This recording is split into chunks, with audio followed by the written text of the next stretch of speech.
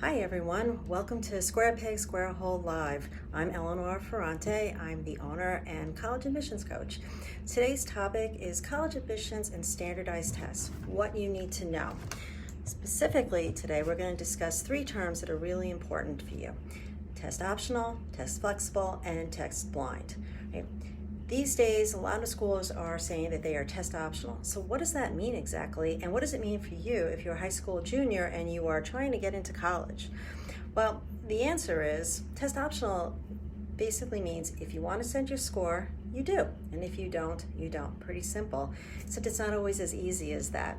A lot of schools went test optional this year. In fact, more than 1,600 schools. It's a record number for the 2021 application season.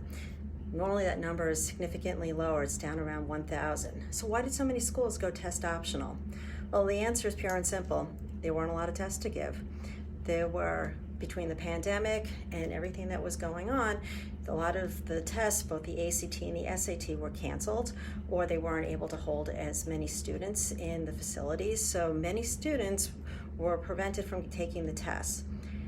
Colleges and universities, seeing this, realized that they needed to do something. There was no way that they could force all these kids to try and find ways to take the test. There were crazy stories happening earlier this year about students flying across the country, driving miles, hours and hours, trying to get to a location where they could take either the SAT or the ACT.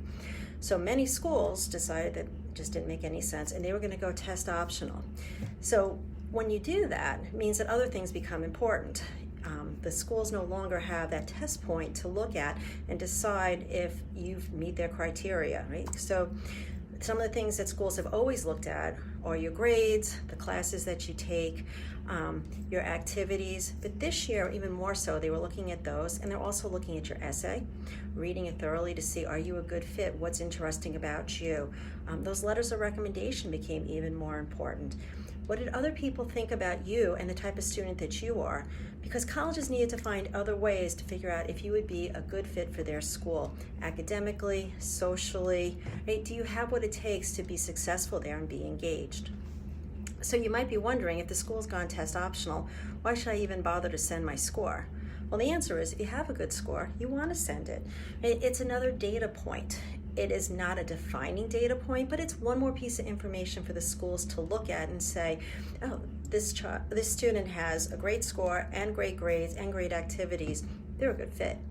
Some schools this year are still using it as a data point for merit aid. So even if they're not looking at it to whether or not you get into college to be accepted, they are still looking to decide whether or not they want to give you merit aid. So some schools are still doing that. And unfortunately this year, if you were applying to one of the public schools down in Florida, they were not test optional. You still had to send their scores, right? So some places it still was important. Other places it's become less important. Some schools have decided, well, we don't necessarily care what score you send, but we still want you to send a score. So the new term that you might be hearing this year is test flexible. This basically means we don't care what standardized test you send us, but send us something. So schools such as NYU, Brandeis, Bryn Mawr, Hamilton, they're saying pick yourself. So if you took the ACT or the SAT and you did well and you want to send it, you send it. If you took an AP class or an IB class and you could choose to send those scores as well. If you were one of the lucky students, if you will, who took the SAT subject test last year and have a good score to send, you can send that. Now we all know the SAT subject tests are going away. College Board has decided to eliminate those this year, but you still have other options if you're choosing to apply to a test flexible school. So they still have some feel for what your standardized test might be, but they're based on more information, right? An AP test or an IB test is more about the knowledge that you've gathered in that particular subject. So it's a different feel than taking the SAT or the ACT. Now, there's a third term you might have heard, which is called test blind. There are a few schools now that are saying, don't send us the score. And if you do, we're not going to look at it. We don't think that the test score means enough that it impacts the entire application. So schools such as the University of California and the Cal State schools, they went test blind this year. Dickinson has been test blind for a while, Catholic University as well. 2 days ago, WPI, Worcester Polytech Institute, also went test blind.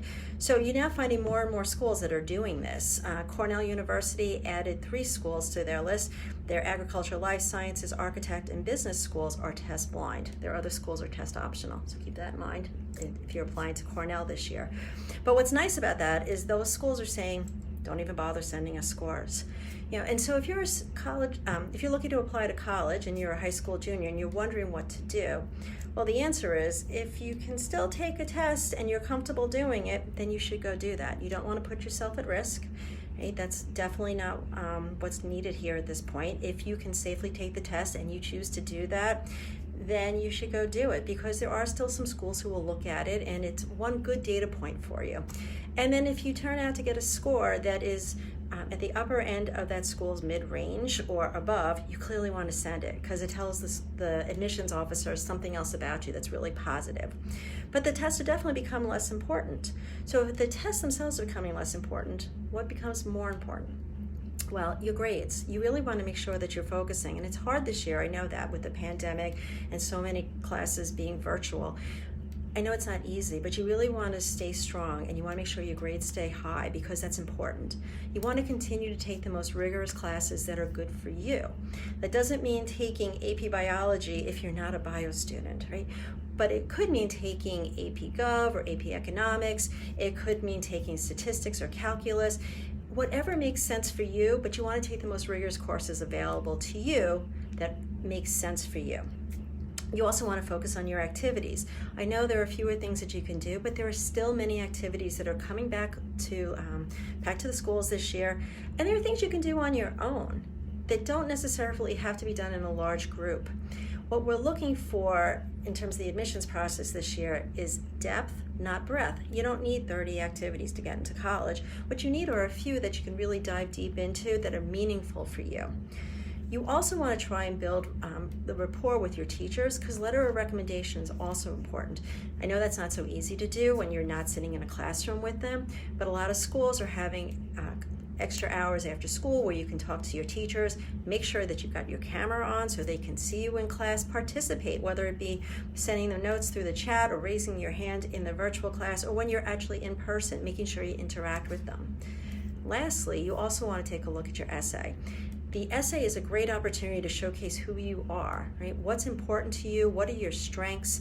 What are your interests? It's a chance for you to dive in and tell people in admissions something different about you that they won't easily be able to see by reading the rest of your application, right? So in some cases, if you want to talk about a hobby that you have, or perhaps it was something that you tried that was new this year and really made it stand out, an opportunity that you might have had in one of your activities, something that is a little bit different. And remember, the essay is different from a typical essay. It doesn't need an intro, a body, and a conclusion. What it needs to do is reflect who you are and really give you an opportunity to showcase your abilities. You can tune in at a later date. I'm going to do another whole Facebook Live on the essay itself, so you can get a little bit more details in terms of what you're looking for. But today, just really wanted to focus on standardized testing and the things to keep in mind. So remember, test optional. Send the score if you have a score and it's a good one for that school. You don't have to send them everywhere. You can send them just to the places where it's appropriate. Test flexible. You get to pick the scores and the tests that you send. And test blind. Don't even bother. It doesn't matter. Right? These days, the schools are giving you a lot more options, and it's great for you. Puts you a little bit more in the driver's seat so that you can figure out what's best for you and do what you need to get into the college of your dreams.